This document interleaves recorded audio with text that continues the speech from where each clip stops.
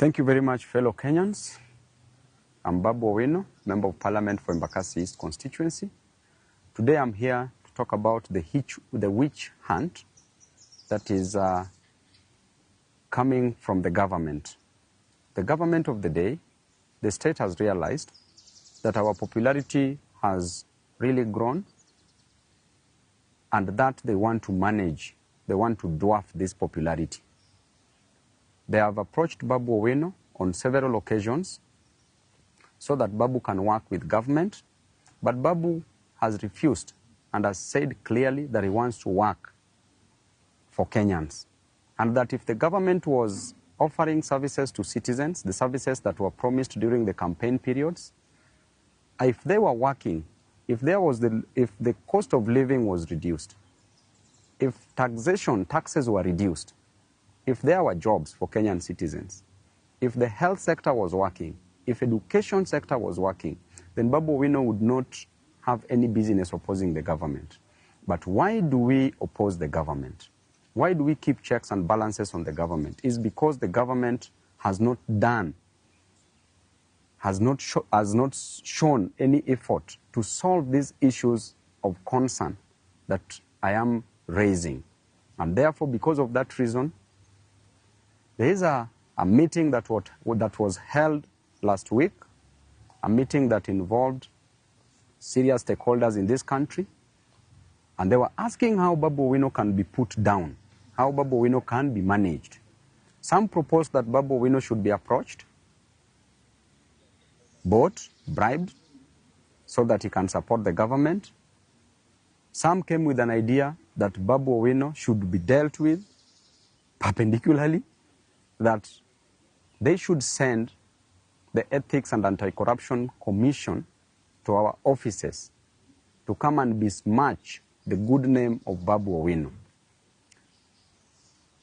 And therefore, I was reliably informed, information from very serious sources, that this week EACC was to come visit us at our offices in Donholm, Greenspan Mall, second floor.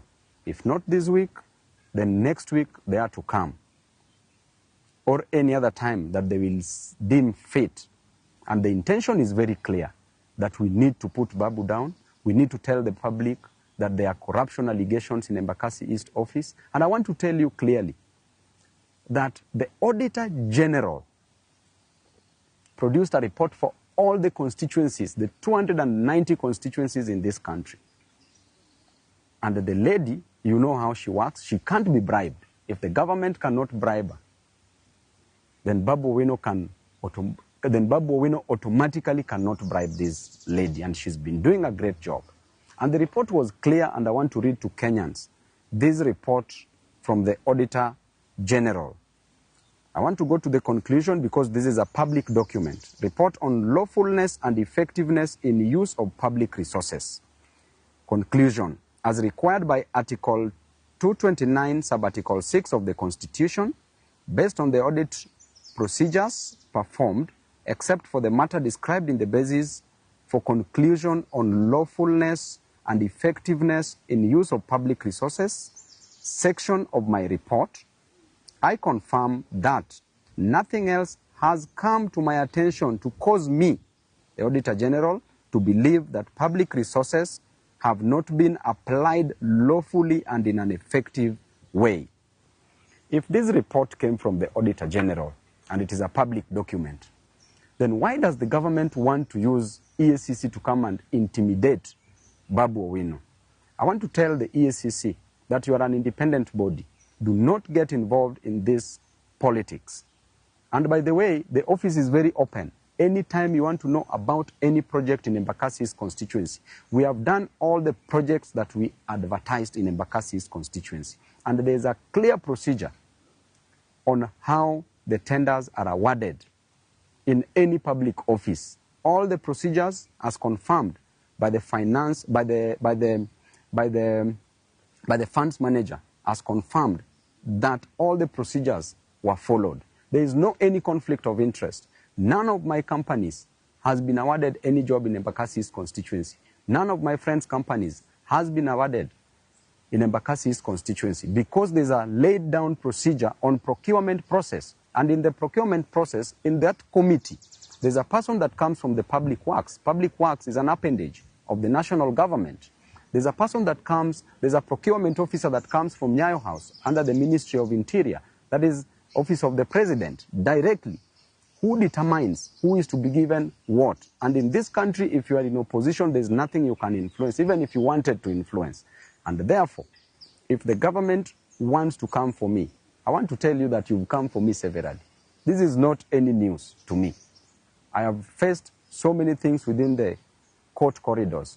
And now you have decided that you want to come just with an intention to soil, to pollute the otherwise good name of the best member of parliament in this country. Why would members of Embakasi East constituency vote to rank me as the best member of parliament in this country if there were fraud cases? I want to remind you that my mother did not give birth to a thief. I did not come to Nairobi to steal money for Embakasi East constituents. I did not come to Nairobi to frustrate my people or Kenyans. I came to Nairobi to study, and I got a job as a member of parliament for Embakasi East constituency. And therefore, my work in Nairobi is to work for my people. My work in Nairobi is to ensure that my people goes to school. Our children goes to school.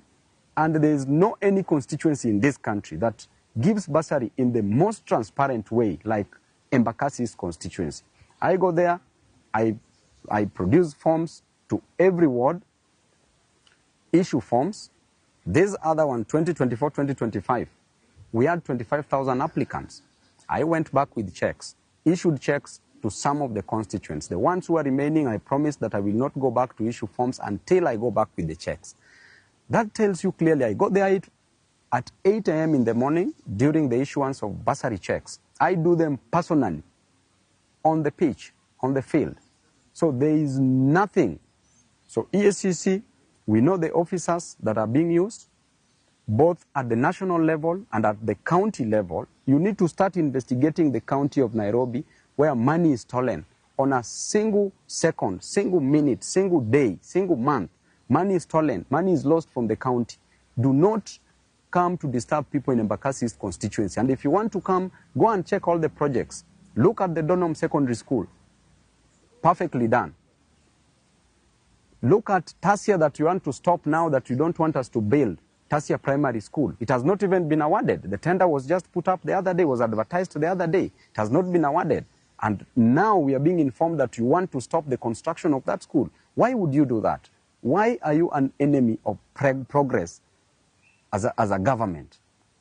We were elected to work, and I was elected by my people to work, and I have an independent mind to work. I will not suspend my brains to support any other person, no matter how much you coerce me. It doesn't matter. There are people that you can coerce, there are people that you can put pressure on, but you can never put pressure on me. I know where I'm going, and I will reach there no matter what. It doesn't matter. And I want to tell you, the EACC, keep off this war. This is not your war. Don't be used, don't be misused, don't be abused into doing things that is not within your mandate. Right now, why don't you go and consult with the Auditor General on this report? Why do you want to come and intimidate people in Embakasi East constituency? And after all, the much you can do is just to take somebody to court. What else can you do? So mwachane na upuzi na ujinga mingi watu wa EACC. Thank you.